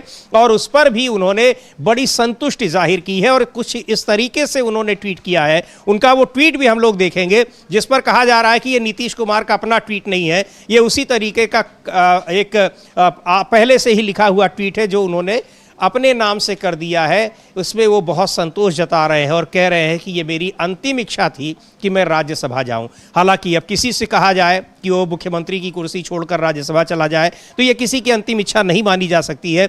नीतीश कुमार का जो बयान आया है वो लिख रहे हैं, उन्होंने ट्वीट किया है कि पिछले 2 दशक से भी अधिक समय से आपने अपना विश्वास एवं समर्थन मेरे साथ लगातार बनाए रखा है, तथा उसी के बल पर हमने बिहार की और आप सब लोगों की पूरी निष्ठा से सेवा की है। आपके विश्वास और समर्थन की ही ताकत थी कि बिहार आज विकास और सम्मान का नया आयाम प्रस्तुत कर रहा है। इसके लिए पूर्व में भी मैंने आपके प्रति कई बार आभार व्यक्त किया है। संसदीय जीवन शुरू करने के समय से ही मेरे मन में एक इच्छा थी कि मैं बिहार विधानमंडल के दोनों सदनों के साथ संसद के भी दोनों सदनों का सदस्य बनूं। इसी क्रम में इस बार हो रहे चुनाव में राज्यसभा का सदस्य बनना चाह रहा हूं। मैं आपको पूरी ईमानदारी से विश्वास दिलाना चाहता हूं कि आपके साथ मेरा यह संबंध भविष्य में भी बना रहेगा, और आपके साथ मिलकर एक विकसित बिहार बनाने का संकल्प पूर्ववत कायम रहेगा। जो नई सरकार बनेगी उसको मेरा पूरा सहयोग एवं मार्गदर्शन रहेगा। ये नीतीश कुमार का ट्वीट है। कई सारे सवाल उठ रहे हैं कि उन्होंने खुद लिखा है या उनसे ज़बरदस्ती लिखवाया गया है। और अमलेंदु जी, अभी कुछ महीने पहले बिहार में चुनाव हो रहे हैं, इनके नाम पर चुनाव लड़ा जा रहा है, तो आप चुनाव जीतने के बाद आप कुर्सी छोड़कर आ जाएंगे राज्यसभा। ये यूं ही नहीं हो रहा है, इसके पीछे बड़ी कारण है। और हम लोगों ने लगातार इस बात की चर्चा की थी कि 6 महीने के भीतर, 6 महीने भी शायद नहीं बीतेंगे और भारतीय जनता पार्टी नीतीश कुमार को मुख्यमंत्री की कुर्सी से हटा देगी। हाँ बिल्कुल, लेकिन समीर जी आशा ये थी कि बंगाल के चुनाव तक बना के रखेगी, लेकिन अब बंगाल चुनाव से पहले ही खेल कर दिया है बीजेपी ने नीतीश कुमार के साथ। नीतीश कुमार की बिहार से छुट्टी हो रही है। नीतीश कुमार की जो आखिरी लाइन है कि जो नई सरकार बनेगी उसको मेरा पूरा सहयोग एवं मार्गदर्शन रहेगा। तो नई सरकार किसकी बनेगी? बीजेपी की। आपकी सरकार होती तो आपका तो मार्गदर्शन रहता ही रहता है, आपको कहने की आवश्यकता नहीं थी। इसका मतलब कि नीतीश कुमार ये स्वीकार कर चुके हैं कि बीजेपी की अब सरकार बनने जा रही है। अब सवाल ये है समीर जी की, ये कह रहे हैं कि इनकी अंतिम इच्छा थी कि दोनों सदनों के सदस्य बने, बिहार के दोनों सदनों के साथ साथ। ठीक है, तो आपकी सदस्य इच्छा ग्राम का प्रधान बनने की भी रही होगी। अमित शाह जी इंटर के बाद हाई स्कूल तो कराते ही रहते हैं, लेकिन यहाँ तो इंटर के बाद 5वीं करा दिया है, अब पहली भी करा देंगे, नर्सरी भी करा देंगे, केजी भी करा देंगे नीतीश कुमार की अमित शाह जी। तो पहुंच गए हैं, पटना पहुंच गए हैं। नीतीश कुमार का दिल्ली का रास्ता बना दिया उन्होंने और खुद पटना पहुंच गए। पटना पहुंच गए तो क्या अमित शाह बनने जा रहे हैं मुख्यमंत्री? लेकिन अमित शाह बनने जा रहे हो, नहीं बनने जा रहे हो, क्या नीतीश कुमार प्रधानमंत्री बनने जा रहे हैं जी? अब ये भी सवाल उठ सकता है। और ये इसलिए उठ सकता है कि नीतीश कुमार जब एनडीए से अलग हुए थे तो उस समय अलग ही इसीलिए हुए थे कि भाई एनडीए पहले तो नीतीश कुमार को प्रोजेक्ट करता था, हमारे पास विकास पुरुष है। नीतीश की विकास पुरुष की जो छवि बनाई थी वो एनडीए ने बनाई थी, नाम लेके आ गए थे नरेंद्र मोदी का 2014 में, और तभी जो थे नीतीश कुमार हट गए थे कि भाई पीएम मटेरियल तो हम हैं और आप घोषित कर रहे हैं नरेंद्र मोदी को, उसके बाद अलग हो गए थे। तो नीतीश कुमार की जो अंतिम इच्छा है वो तो प्राइम मिनिस्टर बनने की है, राज्यसभा का सदस्य बनने की थोड़ी है। लेकिन क्या ये दमित इच्छा जो है नीतीश कुमार की, अब वो जिसको कह रहे हैं कि मेरी इच्छा थी कि मैं राज्यसभा का भी सदस्य बनूं, तो राज्यसभा के सदस्य बनकर ही क्या प्रधानमंत्री बनना चाहेंगे? अब बनना चाहते कि नहीं जानते, क्योंकि हो सकता है मोदी जी के खिलाफ भी काफी ज्यादा चीजें चल रही हैं। जी बिल्कुल। और मोदी जी भी ये चाहते हो कि बीजेपी का कोई ना बनने पाए, मैं हटूं, तो इससे अच्छा है कि नीतीश कुमार बन जाए। ये हो सकता है, हम इसकी कोई बात नहीं कर रहे हैं, लेकिन बिहार में कौन बनेगा इसको लेकर बात करेंगे। बिल्कुल, बिहार में कौन बनेगा पर अमलेंदु जी, बिहार में नीतीश कुमार की पार्टी में विद्रोह हो गया इसको लेकर, जबरदस्त। वहां उनके घर के बाहर प्रदर्शन हो रहे हैं, वो तस्वीरें भी हम लोग दिखाएंगे। वहां तमाम उनके नेता जो हैं वो इसको कह रहे हैं कि ये बीजेपी की चाल थी और ये साजिश थी ही कि इनको हटा दिया जाएगा, और आखिरकार वो कामयाब हो गए। लेकिन नीतीश कुमार को ऐसा नहीं करना चाहिए था, पर नीतीश कुमार ऐसा कर रहे हैं तो उनकी भी अपनी कुछ मजबूरी रही होगी। बिल्कुल कुछ मजबूरी रहेगी, और 3 महीने में ही जो है वो चल दिए दिल्ली के लिए। तो भाई आपकी राज्यसभा जाने की अगर इच्छा थी तो मोदी जी के पैर क्यों पड़ रहे थे हवाई अड्डे पर? तो वहाँ क्या बनने के लिए, राज्यसभा जाने के लिए? राज्यसभा तो यार खुद ही चले जाते, तो उसमें मोदी जी की जरूरत क्या थी भाई? हैं कहीं से आपकी अपनी पार्टी में इतने विधायक हैं कि आप तो आराम से राज्यसभा पहुंच जाते। अरे आप मतलब औरों को भी आप भेजेंगे, है ना? तो लेकिन आप जो है वो चल दिया आप वहाँ जाकर। इसको लेकर समीर जी, तेजस्वी यादव ने कुछ कहा है, और तेजस्वी यादव ने कहा है कि बीजेपी ने नीतीश कुमार को हाईजैक कर लिया है। हम लोग पहले से कहते रहे थे कि नीतीश कुमार को बीजेपी मुख्यमंत्री नहीं बने रहने देगी और उनके साथ धोखा करेगी, तो ये हम लोग देख सकते हैं। बिल्कुल, हम लोग सुनते हैं तेजस्वी यादव को, और ये तस्वीरें हैं अमलेंदु जी, अमित शाह भी पटना पहुंच चुके हैं। बहरहाल क्या कह रहे हैं तेजस्वी यादव नीतीश कुमार के मुख्यमंत्री की कुर्सी छोड़कर राज्यसभा का सदस्य बनने को लेकर? सुन लेते हैं तेजस्वी को। थे कि चुनाव में जिस हिसाब से इन लोगों की जीत हुई है, धनतंत्र की जीत हुई है, मशीन तंत्र की जीत हुई है, सब लोग करेगा तो ये एक एक एनडीए के घटक दल सब लोग जानते हैं कि उनकी जीत इस चुनाव में कैसे हुई। अब हम इतना कहना चाहते हैं, जो हम लोगों के सामने जो समाचार आया, नीतीश जी ने भी पोस्ट किया है कि वो जो है सदन जाना चाहते हैं। आप सब लोगों को पता होगा कि हम शुरुआत से ही जो है इस बात को कहते रहे हैं कि चुनाव के बाद जो है नीतीश कुमार जी को भाजपा के लोग मुख्यमंत्री पद पे नहीं रहने देंगे। हमने उस समय भी कहा था कि ये महाराष्ट्र मॉडल जो है रिफाइंड तरीके से बिहार में जो है लागू करेंगे। आज वो बात जो है सच हो गई है, और जो जन आकांक्षाएं हैं इस सत्ता परिवर्तन के खिलाफ हैं सभी लोग। जो भी जन भावना लोगों की है इस सत्ता परिवर्तन के खिलाफ है।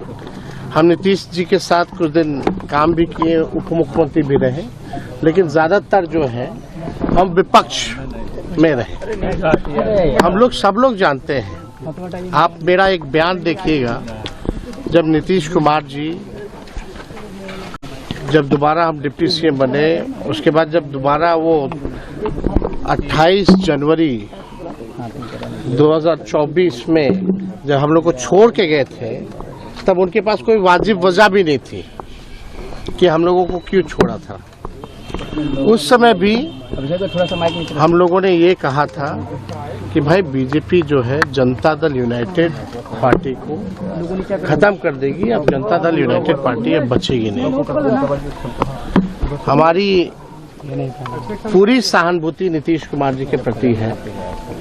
चुनाव में भी हमने उनके खिलाफ कुछ नहीं कहा, और चुनाव के दौरान भी घूम घूम के ये बात हम कहते थे कि भाई नीतीश जी को तो घोड़ी पे चढ़ाया है दूल्हा बना करके, लेकिन फेड़ा किसी और के साथ दिला रहा है। यही सच्चाई है। और बीजेपी नहीं चाहती है कि कोई ओबीसी समाज, अति पिछड़ा समाज, दलित आदिवासी समाज जो लीडर है या सामाजिक न्याय की जो बात करता है। तो ये अमलेंदु जी किसी को भी बहुत हैरान करने वाला ये कदम नहीं है। सबको ये पता था कि यही होना है। नीतीश कुमार का हश्र, चूंकि नीतीश कुमार के नाम पर चुनाव लड़ना था, बीजेपी को बिना नीतीश कुमार के वहां सीधे तौर पर हार दिखाई पड़ रही थी। हालांकि जीत को लेकर भी बहुत सारे सवाल हैं, लेकिन कम से कम 4-6 महीने तो बनाए रखना चाहिए था। और जैसा आप कह रहे हैं कि ये कहा भी, समझ में आ रहा था कि बंगाल चुनाव तक बनाए रखेंगे, लेकिन अचानक उनको कहा गया कि अब बस बहुत हो गया। हाँ, बस बहुत हो गया और बड़े बेआबरू होकर तेरे कूचे से हम निकले। तो ये नीतीश कुमार के ऊपर जो है वो फिट बैठ रहा है। और देखिए अभी तक बेटे का, उनका निशांत कुमार के बारे में कोई खबर नहीं आ रही है, उनकी एंट्री होगी कि नहीं होगी, क्या बनेंगे, सरकार किसकी बनेगी। नीतीश कुमार भी कहने हैं जो भी सरकार बनेगी, अरे जो भी क्या तेजस्वी यादव की बन जाएगी कि जो भी सरकार बनेगी, भाई साहब से बताओ किसकी सरकार बनेगी, सम्राट चौधरी बन रहे हैं कि नित्यानंद राय बन रहे हैं या ललन सिंह बन रहे हैं। खबर हालांकि समीर जी ये आ रही है, जो चर्चाएं चल रही हैं कि ललन सिंह ने खूंटा गाड़ दिया है और ललन सिंह से नीतीश कुमार की बात भी हुई है। ललन सिंह को मुख्यमंत्री बनाने के लिए जेडीयू अड़ सकता है, ऐसी भी खबरें आ रही हैं। तो अगर ऐसा होता तो नीतीश कुमार दिल्ली आ जाएंगे और ललन सिंह वहां दावा ठोक सकते हैं मुख्यमंत्री बनने का, तो बीजेपी का किया धाया पे सब पानी फिर सकता है। अभी होगा नहीं होगा हमें नहीं मालूम, लेकिन जो चर्चाएं चला करती हैं उन चर्चाओं में चर्चा ये भी चल रही है। हाँ बिल्कुल। और ललन सिंह इतनी हिम्मत जुटा भी सकते हैं, नहीं जुटा सकते हैं, उनके साथ समर्थक विधायक आ सकते हैं, नहीं आ सकते, देखने वाली बात है। लेकिन जब सरेंडर नीतीश कुमार ही ने कर दिया है तो फिर उनकी पार्टी के भविष्य को लेकर बहुत ज्यादा अब राजनीतिक जो विश्लेषक हैं वो आशान्वित नहीं है। बहरहाल यही होना था, ये सबको पता है और यही बात कह रहे हैं महाराष्ट्र में कांग्रेस के नेता नाना पटोले। तेजस्वी ने भी कहा कि महाराष्ट्र मॉडल लागू कर दिया गया, वही बात नाना पटोले भी कर रहे हैं और ये होना ही था। सुन लेते हैं नाना पटोले को क्या कह रहे हैं। बीजेपी अपने साथी दलों के साथ हमेशा षड्यंत्र करते आ रही है। महाराष्ट्र का उदाहरण सबसे बड़ा है कि एकनाथ शिंदे के नेतृत्व में चुनाव लड़ा गया, एकनाथ शिंदे को मुख्यमंत्री बनाने का बोला गया, सरकार आई, लेकिन एकनाथ शिंदे मुख्यमंत्री नहीं बने। लेकिन बिहार में जब नीतीश कुमार के नेतृत्व में चुनाव लड़ा गया, वहां पे इनकी जीत हुई, वहां पर कुछ कारण के वश उसको मुख्यमंत्री बनाना पड़ा। वो पहले मुख्यमंत्री बनाने के लिए तैयार नहीं थे, लेकिन नीतीश कुमार ने जो खेला अपना, वो खेले की वजह से वो मुख्यमंत्री बने। लेकिन अब उनको ट्रैप में लाकर, अब उनको मुख्यमंत्री पद से हटाकर बीजेपी अपने साथी दलों को हमेशा धोखाधड़ी करते आ रही है और उनसे बेईमानी करते रहे। उसका उदाहरण आपको तोड़ने की कोशिश की जा रही है, लग रहा है पूरा उनके साथी, महाराष्ट्र में भी वही हाल है, उनके साथी दलों को तोड़ा जा रहा है। तो इसलिए हर जगह बीजेपी अपने साथियों को ही खत्म करने का काम करती है। बिल्कुल, साथियों को ब्लैकमेल करती है, उनको खत्म करती है, उनके लोगों को अपने साथ लेके खड़ी कर जाती है। ये बीजेपी का काम है। Thank you sir. तो ये बीजेपी का काम है, उनकी मदद से, सहयोगी दलों की मदद से वहां अपनी पैठ बढ़ाती है, फिर उनको निकाल बाहर करती है। और इसी पैटर्न पर पिछले 10 साल से सहयोगी दलों के साथ काम किया है, लेकिन सहयोगी दलों को शायद समझ में नहीं आया, क्योंकि हर सहयोगी दल उसी पैटर्न का शिकार होता गया और बीजेपी की मदद करता गया। ये तस्वीरें दिख रही हैं कि किस तरीके से वहां पर नीतीश कुमार के समर्थक सड़कों पर उतर आए हैं। समर्थक नहीं चाहते, बहुत से लोग दुखी हैं, उनको भी हम लोग सुनेंगे, लेकिन समर्थकों का ये कहना है वो इसके पीछे साजिश देख रहे हैं और वो इससे खुश नहीं दिख रहे हैं। अमलेंदु जी, इसका मतलब कि इतनी आसानी से ये सत्ता परिवर्तन होने भी नहीं जा रहा है। बहुत से पार्टी में विद्रोह और बगावत साफ तौर पर दिखाई पड़ रहा है, उसकी आशंका। बिल्कुल समीर जी, विद्रोह और बगावत जो है वो साफ तौर पर दिखाई पड़ रही है और कार्यकर्ता बहुत ज़्यादा नाराज हैं। एक मंत्री है जमा खां, उनको घुसने नहीं दिया। एक संजय गांधी, एक MLC हैं, उनको कार्यकर्ताओं ने दौड़ा दिया। यानी अब जो माननीय लोग हैं जेडीयू के, उनको कार्यकर्ता दौड़ा रहे हैं कि भाई तुमने बीजेपी से समझौता कैसे कर लिया, नीतीश कुमार को यहाँ से नहीं जाने देंगे। अब नीतीश कुमार को नहीं जाने देंगे तो फिर या तो दिल्ली में प्रधानमंत्री बनाओ नीतीश को, हो सकता है समीर जी ऐसा भी हो कि राजनीति में कुछ भी असंभव कुछ भी हो सकता है। चूंकि जो फाइलें आ रही हैं, एपस्टीन फाइलें, और जो अब ये कहा जा रहा है कि एपस्टीन फाइलों की वजह से ही नरेंद्र मोदी कंप्रोमाइज से, राहुल गांधी साफ ये कह रहे हैं। और ये भी कहा जा रहा है कि एपस्टीन फाइलों की वजह से ही ट्रंप ने जो है ईरान के ऊपर हमला कर दिया है। तो अगर ये ट्रंप ही इतना बड़ा कदम उठा सकता है एपस्टीन फाइलों की वजह से, तो मोदी जी की कुर्सी भी खतरे में हो सकती है। तो मोदी जी ये चाहते हो कि भाई बीजेपी का कोई और बने, इससे अच्छा है कि नीतीश कुमार को बन जाए, ताकि फिर खत्म भी हो जाएगा गठबंधन जो है ये। और उसके बाद जो है मैं अमर हो जाऊंगा कि बीजेपी का मैं 3 बार जो है वो प्राइम मिनिस्टर रह लिया। बिल्कुल, लेकिन सुन लेते हैं क्या कह रहे हैं जेडीयू के कार्यकर्ता। ये प्रदर्शन, ये उनका विरोध, ये दिखाई पड़ रहा है, जो अपनी पार्टी के ही नेताओं को, विधायकों को घेर रहे हैं और क्या कह रहे हैं सुनते भी। और हमारे रिपोर्टर भी वहां से कुछ भेजे हैं। हमारे रिपोर्टर हैं पंकज, जिस समय पटना में मौजूद हैं। क्या कुछ उन्होंने खबर भेजी है, क्या रिपोर्ट भेजी है, सुनते हैं उनको। और राज्यसभा को लेकर के नॉमिनेशन करने वाले हैं और जदयू के जो कार्यकर्ता हैं लगातार हंगामा कर रहे हैं और सीएम हाउस के पास पहुंच चुके हैं और ये लोग लगातार हंगामा कर रहे हैं। आखिर आप लोग हंगामा क्यों कर रहे हैं? अरे हंगामा कर रहे हैं कि 14 करोड़ के जनमानस ने नीतीश कुमार को मुख्यमंत्री बनाया, किसी के रहमो करम पर नहीं, जनता ने रहमो करम पर नीतीश कुमार बनाया। क्या जो तन पर ये राज्यसभा जबरदस्ती भेजने का, राज्यसभा के लिए मैंडेट मिला था, इसलिए राज्यसभा का मैंडेट नहीं है, यह साजिश है। हमारे यहाँ जयचंद है और दिल्ली वाला जो अभी जो है प्रधानमंत्री अमित शाह जो है लड़के दिखा देना बिहार में अकेले चुनाव आता दाल सब पता चल जाएगी कौन करवा रहे हैं।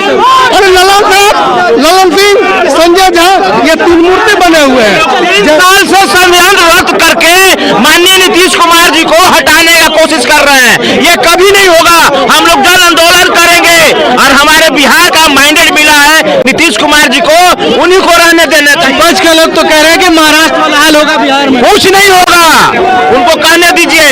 हमारा जो माननीय नीतीश कुमार जी बिहार में इतना वो तो राज्यसभा का नॉमिनेशन कर रहे हैं। कोई नहीं होने वाला है, आप ही लोग के माध्यम से सुने हैं, हम लोग कोई पता नहीं है। सर आप जानते ही हैं कि 25 से 30 नीतीश कुमार के लिए वोट लिया गया और नीतीश कुमार जी के साथ अगर कोई दागाबाजी, गद्दारी, बेईमानी, रंगदारी करेगा तो छोड़ा नहीं जाएगा। जो भी लोग हैं गठबंधन में, जो भी लोग होंगे, अगर वो चाहते हैं, उन्होंने डील किया। हमारे जदयू के कुछ चंद ऐसे नेता हैं, उनके साथ बीजेपी ने डील किया। बीजेपी बिल में छुपे हुए हैं और उसके बाद वो रात भर मुख्यमंत्री को, हमारे सीधे साधे शरीफ नेक इंसान को बरगलाने का काम किया है।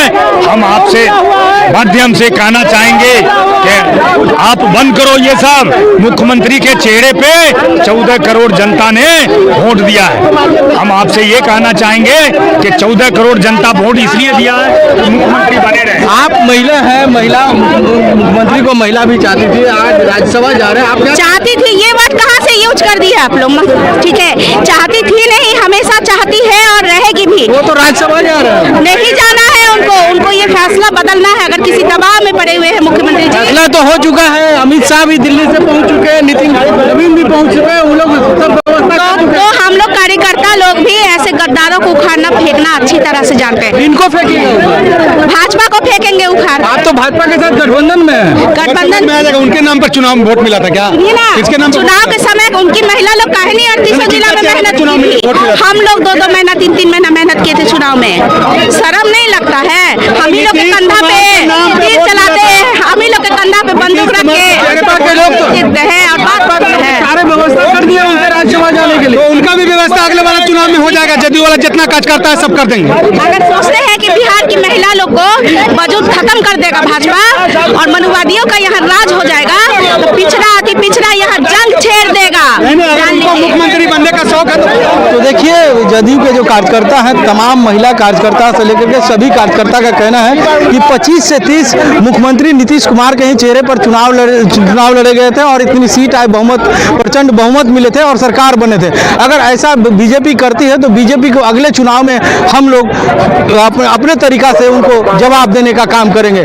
देश तो ये पंकज कुमार डीबी लाइव के संवाददाता, वहां से नीतीश कुमार के घर के बाहर क्या कुछ हो रहा है, किस तरीके से नाराजगी वहां पर कार्यकर्ताओं की दिख रही है। अमलेंदु जी सीधे तौर पर कह रहे हैं उनके कार्यकर्ता कि ये बहुत उनको धोखे में रखा गया है, सीधे साधे नीतीश कुमार को दबाव बना दिया गया है और पूरा ब्लेम, पूरा उसका जो एक आरोप लगा रहे हैं वो भारतीय जनता पार्टी पर लगा रहे हैं। और इधर आरोप नहीं लगाना जी, एक तो कार्यकर्ता क्या कह रहा है, चुनौती दे रहा है नरेंद्र मोदी और अमित शाह को कि हिम्मत है तो बिहार में लड़के दिखा दो जी। हाँ, मतलब तुम आके यहाँ लड़ लो नीतीश कुमार। तो कह रहे हैं कि 25 से 30 तक का उनको जनादेश मिला है। आपने धोखा देके वोट लिया। ये कोई और नहीं, ये तेजस्वी नहीं कह रहे हैं, ये जदयू का कार्यकर्ता कह रहा है कि वोट लिया आपने 25 से 30 फिर से नीतीश और नीतीश को भेज दिया आपने वहां, ये धोखा नहीं चलेगा। तो अब और यही विपक्ष कह रहा है धोखा कर रही है बीजेपी। यही कह रहे थे वो नाना पटोले कि बीजेपी की रणनीति है वो धोखा करती है, अपने सहयोगियों के साथ सबके साथ करती है, तो नीतीश के साथ भी कर दिया है धोखा। तो कहा तो जाता था, लेकिन एक चीज तो है समीर जी, मोदी जी ने नीतीश कुमार से अपना बदला पूरा कर लिया। जी जी पूरा कर लिया। जिस तरीके से उन्होंने हाथ खींचे थे और आपको बता दें कि जब यहाँ पर प्रधानमंत्री पद के लिए उनको घोषित किया, नामित किया गया था बीजेपी की ओर से, उसके बाद नीतीश कुमार ने एनडीए से अपना नाता तोड़ लिया था और आज अब दिखाई पड़ रहा है कि किस तरीके से अपना वो बदला पूरा किया जा रहा है प्रधानमंत्री की ओर से। नीतीश कुमार को किस तरह मुख्यमंत्री की कुर्सी से एक झटके में हटाकर और कहा जा रहा है कि अब आओ राज्यसभा में बैठो। हाँ, राज्यसभा में बैठो। अरे वो तो गनीमत है, राज्यसभा में बैठो। समीर जी, क्या प्रधानी नहीं लड़वाई जी, वरना अमित शाह तो ये भी करवा सकते हैं। हालांकि पहुंचे हुए हैं नामांकन कराने के लिए, गृह मंत्री अमित शाह नीतीश कुमार के घर पहुंचे हुए हैं। वहां बीजेपी के राष्ट्रीय अध्यक्ष नितिन नवीन भी हैं और अब यह तय हो गया है कि नीतीश कुमार का ही नहीं, अब जनता दल यूनाइटेड का भी अब एक तरीके से वहां भविष्य कुछ बिहार में अब आगे बहुत ज्यादा रह नहीं गया है। बिल्कुल कुछ भविष्य नहीं रह गया है और अगर उनकी भी एंट्री नहीं होती है, निशांत की भी, तो बचा खुचा जो है वो भी सब खत्म हो जाएगा। तो निशांत की एंट्री का भी कोई मतलब नहीं, अगर बना भी देते हैं अमलेंदु, कोई मतलब नहीं है। और नीतीश कुमार ने खुद भी कोई सेकेंड लाइन लीडरशिप नहीं छोड़ी है, वो भी इसके लिए पूरी तरह से जिम्मेदार हैं। अपनी पार्टी के तमाम वरिष्ठ नेताओं को उन्होंने जिस तरह से किनारे किया, आज खुद किनारे लगा दिए गए। हाँ, देखिए समीर जी, ये तो कहा जाता है कि भाई स्वर्ग नर्क जो है सब यही है और जो भी आप करते हैं उसको आप यही करते हैं। लेकिन फिर भी नीतीश कुमार इतनी बुरी विदाई के हकदार तो कम से कम नहीं थे। लेकिन जिस तरीके बेइज्जत होकर जो है आखिरी समय में बिहार से उनकी विदाई हो रही है, अरे भाई अच्छा तो ये था कि आप बनाते ही नहीं फिर 3 महीना पहले भी, वो ज्यादा सम्मानजनक था कि भाई इसी तरह का एक ट्वीट करवा देते नीतीश कुमार से कि किसी को बना दीजिए आप बीजेपी वालों को। मतलब आपने नीतीश कुमार का पैर छूता हुआ वीडियो जो था वो भी वायरल करवा दिया, वो भी आपने नीतीश कुमार के सम्मान के साथ खिलवाड़ किया और आखिर में उनकी आपने इस तरीके से कहा जाए एकदम पॉलिटिकल उनका दी एंड जो है वो लिख दिया मोदी जी ने। तो मोदी जी ने नीतीश कुमार से अपना बदला ले लिया है। अब अगर नीतीश कुमार वास्तव में समाजवादी हैं तो नीतीश कुमार अपना बदला मोदी जी से दिल्ली में आकर लेकर दिखाएं, यह अब उनके ऊपर निर्भर करता है। अब देखना है क्या होगा, लेकिन राजनीति में असंभव कुछ नहीं है, पर कुछ चीजों से लगता है कि हाँ, अब इसके आगे कोई राजनीतिक बदलाव नहीं होने वाला है। बिहार में कम से कम यही दिखाई पड़ रहा है और बीजेपी ने जो कुछ किया है, जो विपक्षी पार्टियां हैं वो यही कह रही हैं कोई नया काम नहीं किया है, बिल्कुल उसी पैटर्न पर इनको भी हटाया है जिस तरीके से अपने दूसरे सहयोगी जो उसके सहयोगी पार्टियां हैं उनको खत्म किया है। आरजेडी के नेता है, सांसद हैं मनोज झा, सुनते हैं उनको क्या कह रहे हैं। साथ में उन्होंने यह भी कही है, गौर करने वाली बात है कि जो नई सरकार बनेगी उसको मेरा पूर्ण सहयोग और मार्गदर्शन रहेगा। एक बात कहूं, आपके इस ट्वीट के का जिसका आपने उदाहरण दिया, तमाम बातें अपनी जगह, ये नीतीश जी की लैंग्वेज नहीं है। विरोध और समर्थन दोनों में उनके साथ रहे। ये दिल्ली में लिखा गया ट्वीट है। मतलब कितना बचकाना लगता है ये सुनना भी। मतलब मैं कहूंगा, हमारी छोड़िए, बिहार में किसी बच्चे, किंडरगार्टन के बच्चे से कहिएगा ना कि ये ट्वीट इसका मतलब क्या समझते हो, वो कहेंगे कि ना, ये पटना में नहीं लिखा गया, ये दिल्ली में लिखा गया। मतलब ये कोई बात हुई? लॉन्गेस्ट सर्विंग चीफ मिनिस्टर, और मैं राज्यसभा में जाना चाहता हूं। और अभी जो मैं विजुअल्स देख रहा हूं, लोग पचा नहीं पा रहे, खास करके इनका जो कोर आधार समूह है, उनको लग रहा है कि ये पूरा का पूरा किसी ने कॉम्प्राडोर की भूमिका निभा दी है, किसी ने या कुछ लोगों ने मिल करके। तो जाहिर तौर पर अगर भाजपा को लग रहा है कि आज तीसरी हो गई, उन्होंने शिंदे साहब वाले वर्जन में काफी इंप्रूवमेंट करके बिहार में एक नया संस्करण लाए हैं, जिसको मैंने आपके माध्यम से पहले कहा था, मादुरो वर्जन, देसी वर्जन ऑफ मादुरो। लेकिन इसकी गूंज, इसकी इम्प्लीकेशन कई वर्षों तक रहेंगे। रही बात हमारी लीडरशिप की, हमारी पॉलिटिकल एंटिटी की, तो हम संघर्ष करेंगे, आमने सामने की लड़ाई है। अब तो कहने के लिए भी नीतीश जी नहीं बचे, बीजेपी ने उनको गायब कर दिया। और ये क्षण ऐसा है जिसमें आपको मैं एक बात कहूं कि बिहार की धरती में इस तरह के प्रयोग महाराष्ट्र की तरह सफल हो जाएंगे, इसमें मुझे शंका है। तो ये बड़ी ज़बरदस्त तुलना की अमलेंदु जी, चूंकि पॉलिटिकल साइंस के प्रोफेसर भी हैं, कि निकोलस मादुरो का देसी संस्करण है। हाँ, बिल्कुल बिल्कुल बिल्कुल निकोलस मादुरो का देसी संस्करण है। ये बहुत ज़बरदस्त तुलना है समीर जी, और ये तुलना समझी जा सकती है कि वास्तव में निकोलस मादुरो ही बन गए। बेहतर होता कि या तो खामे नहीं बनते, लेकिन अब निकोलस मादुरो बना दिया है। तो मोदी जी जो है वही भाग्य निर्माता है नीतीश कुमार के, अब ये समझ में आ रहा है। लेकिन नीतीश कुमार के भाग्य निर्माता रहे ठीक है, लेकिन पूरी की पूरी पार्टी जो है वो कंप्रोमाइज हो गई है समीर जी। जी। अब नीतीश कुमार अगर कंप्रोमाइज है, पता नहीं नीतीश कुमार क्यों कंप्रोमाइज है। बिल्कुल ये भी सवाल उठ रहे हैं कि नीतीश कुमार क्यों कंप्रोमाइज है। भाई अगर आपने 3 महीना पहले अंगद का पांव अड़ा दिया था तो आपको अभी भी अंगद का पांव अड़ाना चाहिए था। लेकिन कुछ ना कुछ तो है जिसकी पर्देदारी है समीर जी, कुछ ना कुछ तो मामला होगा। जी बिल्कुल, कुछ ना कुछ होगा। और कहा जाता है कि नीतीश कुमार भी बहुत ही एक मजे हुए पॉलिटिशियन है, सदे हुए पॉलिटिशियन है, लेकिन सारी उनकी साधना ऐसा लग रहा है कि वो ख़त्म हो गई है, या फिर कोई बहुत बड़ा दबाव है। क्यों है ये तो नीतीश कुमार ही बता सकते हैं, लेकिन नीतीश कुमार ने ट्वीट के जरिए आधिकारिक रूप से ये कहा है कि उनकी यही इच्छा थी कि वो मुख्यमंत्री की कुर्सी छोड़ें और राज्यसभा जाएं। हालांकि ये इच्छा राजनीति में शायद ही किसी की होती हो कि वो मुख्यमंत्री और प्रधानमंत्री की कुर्सी छोड़कर कहेगा कि अब हम राज्यसभा का सदस्य बनेंगे या किसी सदन का सदस्य बनेंगे।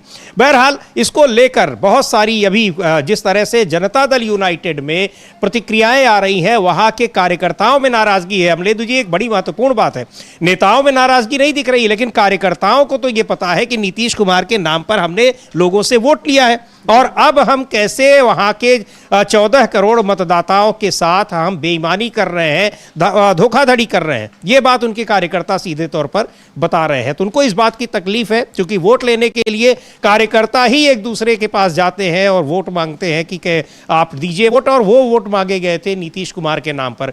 बहरहाल इसको लेकर अभी राजनीतिक संभावनाएं बहुत सी बताई जा रही हैं। अमित शाह पहुंचे हुए हैं नीतीश कुमार का नामांकन कराने के कारण। अब यह भी कहा जा रहा है कहीं ऐसा ना हो कि नीतीश कुमार छिटक ले नामांकन न करने पाए, क्योंकि अभी सुबह तक ये खबरें चल रही थी कि जब तक नीतीश कुमार नामांकन न कर लें, ये कहना बड़ा कोई बहुत समझदारी नहीं होगी कि नीतीश कुमार मुख्यमंत्री की कुर्सी छोड़ ही रहे। हाँ नहीं, अभी देखिए 6 महीने का तो समय वैसे भी होता है। तो 6 महीने बाद राज्यसभा ना छोड़ दें। नीतीश कुमार कुछ भी कर सकते हैं। नीतीश कुमार ने अभी ये कहीं नहीं कहा है कि मैं जो हूँ बिहार का वो छोड़ रहा हूँ। ये कहने जो नई सरकार बनेगी उसको मेरा मार्गदर्शन रहेगा। तो जब बनेगी नई सरकार तब बनेगी। 6 महीने का समय तो है ही भाई, राज्यसभा में भी नहीं है, रहते हुए भी यहाँ मुख्यमंत्री बने रहेंगे। तो यहाँ तो हो सकता है अंगद का पांव अड़ा दें कि राज्यसभा में चला गया, पहले प्रधानमंत्री बनाओ तब वहाँ मुख्यमंत्री छोड़ूंगा, वरना छोड़ जा रहा हूँ राज्यसभा छोड़ के। तो ये तो बड़ा संकट हो जाएगा। अब ये नीतीश कुमार के ऊपर निर्भर करता है कि उनमें कितनी जान बची। समझिए बात ये भी तो है। मुख्य बात तो यही है। और ये देखिए तस्वीरें नीतीश कुमार के घर की हैं, पटना की सरकारी आवास की, और गृह मंत्री अमित शाह पहुंच गए हैं उनका नामांकन कराने के कारण। अब उनके प्रति प्रेम है या कोई आशंका है कि नीतीश कुमार नामांकन करते हैं कि नहीं करते हैं, जो भी हो, लेकिन दोनों के बीच जबरदस्त प्रेम इस समय देखा जा रहा है। कांग्रेस के नेता हैं बिहार में अखिलेश प्रसाद सिंह, क्या कह रहे हैं इस जो राजनीतिक घटनाक्रम है बिहार का, उसको लेकर सुनते हैं उनको। तो नीतीश कुमार जी अपने पार्टी के लीडर हैं, उनका जो फैसला है तो उसमें हम लोग कहाँ हैं, हम लोग न 3 में हैं न 13 में हैं। लेकिन हम लोग कैंपेन के दौरान भी ये बात कहते थे कि जो भारतीय जनता पार्टी का पॉलिटिकल डिजाइन है, चाहे वो अकाली दल का फैसला देखिए, शिवसेना के साथ उनका बर्ताव देखिए, तो ये समझा जा सकता था। और खास करके बीजेडी के साथ उड़ीसा में जो कुछ भारतीय जनता पार्टी ने किया, वही उसी पॉलिटिकल डिजाइन के तहत इनको भी राज्यसभा। आपके पार्टी के जयराम रमेश हैं, उन्होंने ट्वीट किया है, कहा है कि बिहार चुनाव प्रचार के दौरान भारतीय राष्ट्रीय कांग्रेस जो बार बार कह रही थी वो सच साबित हो गई। G2 द्वारा रची गई साजिश के तहत बिहार में तख्ता पलटकर सत्ता पर कब्जा कर लिया गया है। कई मायनों में जनता के जना। तो ये बड़ा राजनीतिक घटनाक्रम है। नीतीश कुमार राज्यसभा जा रहे हैं, हालांकि इस्तीफा नहीं दिया है उन्होंने अभी। अमलेंदु जी, ये बिल्कुल आप सही कह रहे हैं कि 6 महीने का है उनके पास समय। बिल्कुल इस्तीफा नहीं दिया। और आपको याद होगा समीर जी, जब गवर्नर से मिलने गए थे मुख्यमंत्री के पद, तब भी नहीं दिया था। जब बन गए तो एक साथ इस्तीफा और चुन लिए गए, दोनों एक साथ लेकर पहुंचे सरकार बनाने का। हाँ, तो नीतीश कुमार राज्यसभा में शपथ लेने के बाद और जब तक प्रधानमंत्री नहीं बना दिया जाएगा तब तक मुख्यमंत्री पद नहीं छोड़ेंगे, ऐसा लग सकता है। अच्छा, शौक भी पूरा कर लेंगे, राज्यसभा का सदस्य भी बन लेंगे। उन्होंने यही तो कहा है ना कि यही था कि हम मेरी प्रधानमंत्री बनने की इच्छा नहीं है, अब मैं पीएम मटेरियल नहीं आ, ये तो कहा नहीं है। बिल्कुल तो कहा है चारों सदन का सदस्य बनने की इच्छा भी पूरी हो जाए। बहरहाल ये तो एक कयास है, लेकिन अभी जो कुछ है वो दिखाई पड़ रहा है कि किस तरीके से गृह मंत्री अमित शाह, इसका मतलब ये भी लग रहा है कि शायद अमित शाह या तो एक समर्थन जताने के लिए या फिर उनको भरोसा ना हो कि पता नहीं नीतीश कुमार राज्यसभा के लिए फाइल नॉमिनेशन फाइल करेंगे भी कि नहीं करेंगे। बिल्कुल बिल्कुल, ये कि नॉमिनेशन करेंगे कि नहीं करेंगे इसको भी लेकर अभी तो संशय इसी पर बना हुआ है कि नॉमिनेशन फाइल करते हैं कि नहीं करते हैं, और करते भी हैं तो नॉमिनेशन फाइल करने के बाद चुने जाने के बाद बिहार का मुख्यमंत्री पद छोड़ते हैं कि नहीं छोड़ते हैं। और अगर चलिए छोड़ भी देते हैं तो उसके बाद फिर कयास ये होगा कि कौन बनेगा मुख्यमंत्री। बिल्कुल बड़ा सवाल ललन सिंह बनेंगे कि नितिन नवीन बनेंगे कि सम्राट चौधरी बनेंगे कि नित्यानंद राय बनेंगे, ये बड़ा सवाल है मुझे। या फिर कोई पर्ची से नाम निकलकर नया, या पर्ची से कोई नाम निकल कर आ जाएगा, ये भी हो सकता है, या निशांत कुमार बनेंगे, ये भी है। अब कहा नहीं आ सकता कि क्या होगा क्या नहीं होगा, लेकिन फिलहाल बिहार का मामला भी अब काफी ज्यादा दिलचस्प होता है। बिल्कुल, बहुत ही दिलचस्प मोड़ पर है बिहार का मामला भी, राजनीति भी, और ये आशंकाएं तो थी ही कि नीतीश कुमार को ज्यादा दिन तक मुख्यमंत्री नहीं बनाएगी बीजेपी, बनाए रखेगी, लेकिन इतनी जल्दी हटा देगी इसकी भी किसी को उम्मीद नहीं थी, क्योंकि जब मुख्यमंत्री पद की शपथ दिला दी गई तो लग रहा था कि अभी आने वाले दिनों में कम से कम 6 महीने साल भर तो उनको बनाए रखा जाएगा इस पद पर, लेकिन बहुत जल्दी कर दी और नीतीश कुमार को मजबूर कर दिया कि अब आप जाइए यहां से। क्या कुछ होता है आगे इस राजनीति में भी और ईरान में क्या कुछ चल रहा है उस पर भी लगातार हमारी नजर बनी हुई है। आप बने रहिए डीबी लाइव के साथ इन सारी खबरों के लिए, विश्लेषण के लिए, ग्राउंड रिपोर्ट्स के लिए। इस कार्यक्रम को अब यहीं समाप्त करते हैं। मुझे और अमलेंदु उपाध्याय को दीजिए अनुमति। नमस्कार।